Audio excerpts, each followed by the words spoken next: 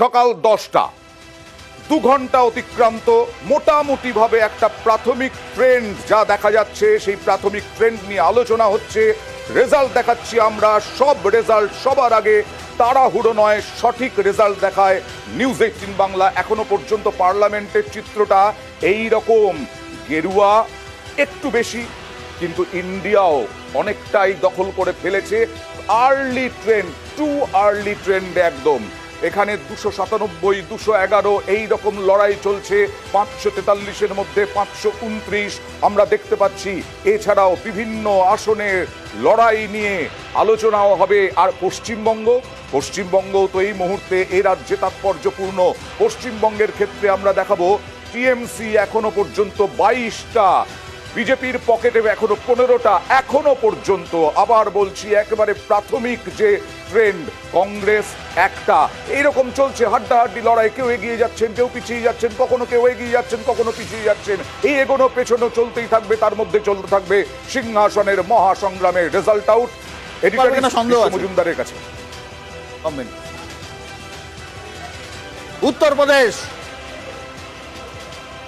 উত্তরপ্রদেশের ফলাফল, নরেন্দ্র মোদী এগিয়ে গেছেন। বারাণসী কেন্দ্রে নরেন্দ্র মোদী এগিয়ে গেছেন, প্রায় 8000 ভোটে পিছিয়ে ছিলেন। এই মুহূর্তে নরেন্দ্র মোদী বারাণসী কেন্দ্রে এগিয়ে গেছেন। রায়বেরেলি দেখাও একবার প্লিজ, রায়বেরেলি দেখাও।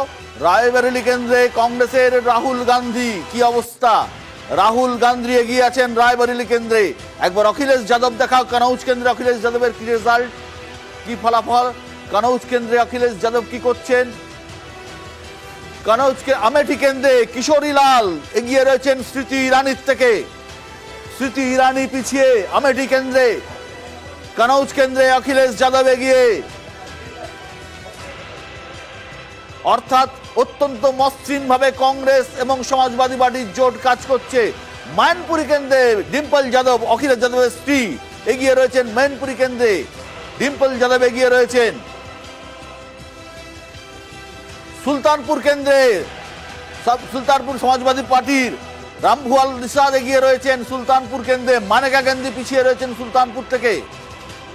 মানেকা গান্ধী পিছিয়ে সুলতানপুর থেকে।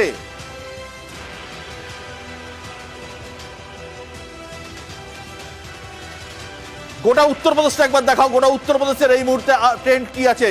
উত্তরপ্রদেশের ট্রেন্ড, 80টা সিটের মধ্যে 44টিতে এনডিএ, 35টি সিটে ইন্ডিয়া এগিয়ে রয়েছে। অর্থাৎ কংগ্রেস সমাজবাদী পার্টির জোট 35টি সিটে এগিয়ে রয়েছে। যদিও বুথ ফেরত সমীক্ষা প্রায় নস্যাৎ করে দিয়ে উত্তরপ্রদেশে 50-50 হাড্ডাহাড্ডি কাঁটে কি টাক্কার হচ্ছে উত্তরপ্রদেশে। এবং উত্তরপ্রদেশের যদি এই রেজাল্ট থাকে, এই ট্রেন্ড যদি বজায় থাকে, তাহলে কিন্তু দিল্লি অনেকটা দূর বিজেপির কাছে। তখন দিল্লি দুরাস মনে হতে পারে। এবং আমার যেটা মনে হচ্ছে, হবে কিনা জানি না, কারণ বিজেপি একটা অর্গানাইজ পার্টি, দীর্ঘদিনে সংগঠনটা একটা বড় ব্যাপার কাজ করবে। এবং সেখানে যদি লার্জেস্ট পলিটিক্যাল পার্টিও হয়, আমি বলছি 272-এর নিচে যদি বিজেপি না যায়, আমার নিজের ধারণা 260 থেকে 280 যাবে। কিন্তু একসঙ্গে এনডিএ কিন্তু প্রিপোল অ্যালায়েন্স বিশ্ব, সেখানে 272 যদি ক্রস করে, 272-এর ওপরে যদি ক্রস করে, 280 বা তার উপরে যত যাবে, 300 অব্দি যেতে পারে ম্যাক্সিমাম। সেটা হলেও কিন্তু এনডিএ হয়তো গভর্নমেন্ট ইয়ে করবে। হ্যাঁ, তরুণ তিওয়ারি আমাদের সঙ্গে যোগদান করেছেন। তরুণ রয়েছেন বিজেপির পক্ষে, কংগ্রেসের পক্ষে রয়েছেন অনিন্দ, এবং সুকান্ত রয়েছেন বিশিষ্ট রাজনৈতিক বিশ্লেষক। হ্যাঁ, বিষয় দেশটা তো এখনো পিৎজা নয়। মৃত্যুঞ্জয় জয়েন করেছেন। না, দেশটা পিৎজা নয় যে পুরো দেশবাসী এটা মনে করবে এক এক বছর এক একজন প্রধানমন্ত্রী হবে। Too early to say. একটা সিনেমা বেরিয়েছিল না তো অনেকদিন আগে, 3 ইডিয়টস বলে, যে বাচ্চা জন্মালে মেরা বেটা ইয়ে বানেগা। তারাও টু আর্লি টু সে, সবে সেকেন্ড রাউন্ড গণনা চলছে। এখনই তো লাফালাফি করার কিছু নেই। রাহুল গান্ধী এর ব্যাংককের টিকিটটা হয়তো কেটে নিয়েছে, চিন্তা করে কোনো দরকার নেই। আমি একটা কথা বলি, যদি এই ট্রেনটা উন্নত হতো, তাহলে এটা টু আর্লি টু সেভ তরুণ জ্যোতি বলতো না। ওরা বলতো যে বিজেপি ক্ষমতায় আসছে। অতএব এর থেকে পরিষ্কার বোঝা যাচ্ছে যে বিজেপি হতাশায় ভুগছে। বিজেপি হতাশায় ভুগছে। এখনো ক্লিয়ার। প্রাথমিক ট্রেন্ডে আপনি যদি উত্তরপ্রদেশ দেখেন, দাদা এখনো ক্লিয়ার। তুমি দেখো 308টা লিড করছে। সেখানে ইন্ডিয়া আজকে 35, এনডিএ 308টায় লিড করছে দাদা। 308 দেশে। ততই 44। আরে বাবা, দেশটা দেখো না, বাড়বে।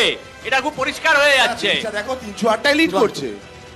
আরে সে তো প্রাথমিক ট্রেন্ড না, এটা প্রাথমিক ট্রেন্ড না, মানে আগেরটার প্রাথমিক না, ট্রেন্ড, এটা এটা প্রাথমিক প্রাথমিক ট্রেন্ড ট্রেন্ড নয়, কাউন্টিং শুরু হয়ে গেছে। না না, একদমই এই ট্রেনটা কিন্তু মানে যথেষ্ট যে এক্সিট পোল, যেটা কিন্তু আগেও আমরা জানি বাজপেয়ীর যে এক্সিট পোল হয়েছিল, সেই যে যতটা থাম্পিং মেজরিটি পাওয়ার যে আশা, সেই ভারত উদয়, সেটা কিন্তু একই রকম ভাবে এবারও হতে পারে বিশ্বদা। কারণ এবার উত্তরপ্রদেশের ট্রেন এবং সারা ভারতবর্ষে যে ট্রেন দেখা যাচ্ছে, ইন্ডিয়া জোটের কিন্তু সিটে যেগুলো কিন্তু বলা হয়েছিল যেগুলো বিজেপি একদম জিততে পারে, সেগুলোতে পিছিয়ে রয়েছে।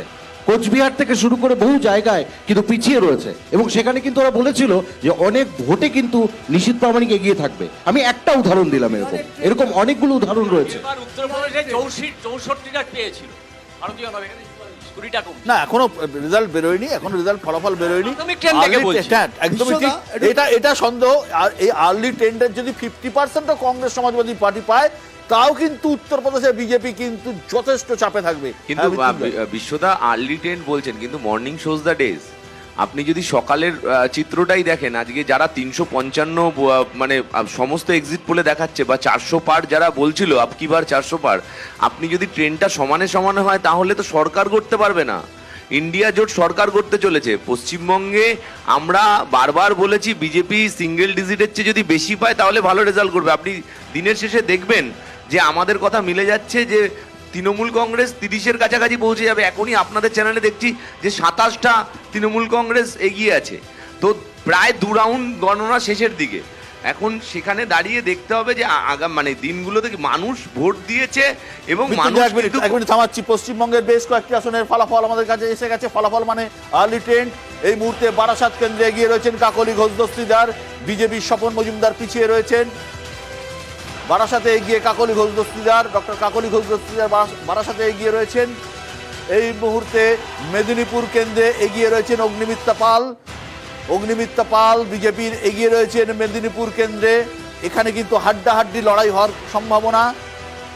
জলপাইগুড়ি কেন্দ্রে বিজেপির এগিয়ে জয়ন্ত কুমার রায়, প্রাক্তন সাংসদ এবং আগের সাংসদ ছিলেন, বিদায়ী সাংসদ জয়ন্ত কুমার রায় এগিয়ে রয়েছেন জলপাইগুড়ি কেন্দ্রে। নির্মল চন্দ্র রায় ধূপগুড়ির এমএলএ পিছিয়ে রয়েছেন। হুগলি কেন্দ্রে এগিয়ে লকেট চট্টোপাধ্যায়, লকেটেরই কেন্দ্র ছিল রচনা বন্দ্যোপাধ্যায়, এবার ক্যান্ডিডেট এখানে তৃণমূলের। লকেট এগিয়ে রয়েছেন। আরামবাগ কেন্দ্রে এগিয়ে অরূপকান্তি দিগর, বিজেপি এগিয়ে রয়েছে আরামবাগ কেন্দ্রে। আরামবাগ কেন্দ্রে এগিয়ে রয়েছে বিজেপির অরূপকান্তি দিগর। ঝাড়গ্রাম কেন্দ্রে এগিয়ে রয়েছেন তৃণমূলের কালীপদ সোরেন, বিশিষ্ট সাহিত্যিক কালীপদ সোরেন এগিয়ে রয়েছেন ঝাড়গ্রাম কেন্দ্রে। এটা ঝাড়গ্রাম কেন্দ্রে প্রথম থেকে এগিয়েছিলেন কালীপদ সোরেন। দমদম কেন্দ্রে এগিয়ে ডক্টর প্রফেসর সৌগত রায়, দমদমে এগিয়ে সৌগত রায়। শিলভদ্র দত্ত এবং সুজন চক্রবর্তী পিছিয়ে রয়েছেন দমদম কেন্দ্রে।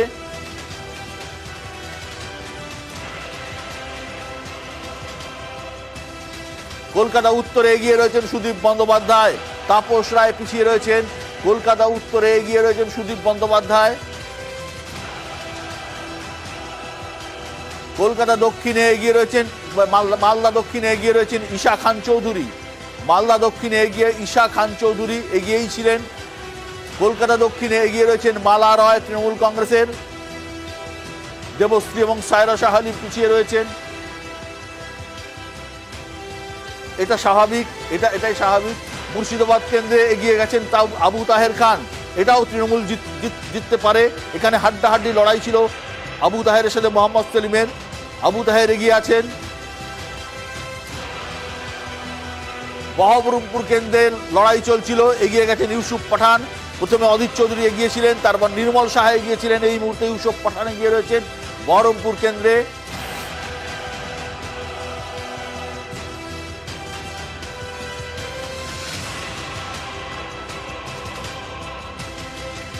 কোচবিহার কেন্দ্রে পিছিয়ে রয়েছেন নিশীথ প্রামাণিক, অনেক ভোটে এগিয়ে রয়েছেন জগদীশ চন্দ্র বসু নিয়া।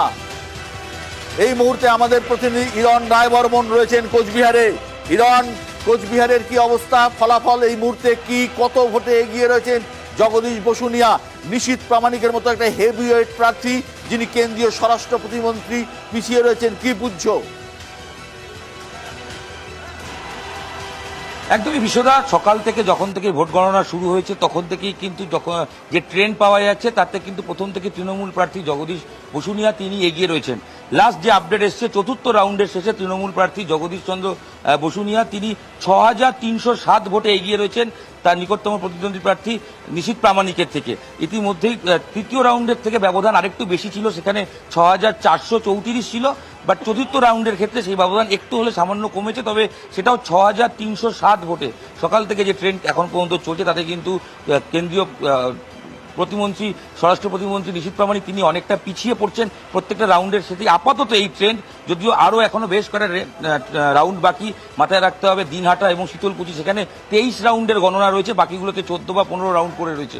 শেষ পর্যন্ত এই ট্রেন্ড বজায় থাকে কিনা সেটাই দেখা। তবে আর্লি ট্রেন্ড যদি দেখি তাহলে একটু এটা হাই ভোল্টেজ কেন্দ্র বিশ্বদয়, এবং যেখানে কোচবিহার সবার চোখ ছিল নিশীথ প্রামাণিক কি করবেন। গতবার 5 বছর আগে প্রায় 54,000 ভোটে তিনি জিতেছিলেন। এই মুহূর্তে চতুর্থ রাউন্ডের শেষে আমি আরও একবার জানিয়ে রাখবো 6,307 ভোটে তার এগিয়ে রয়েছে তৃণমূল প্রার্থী জগদীশ বসুনিয়া। ধন্যবাদ ইরন।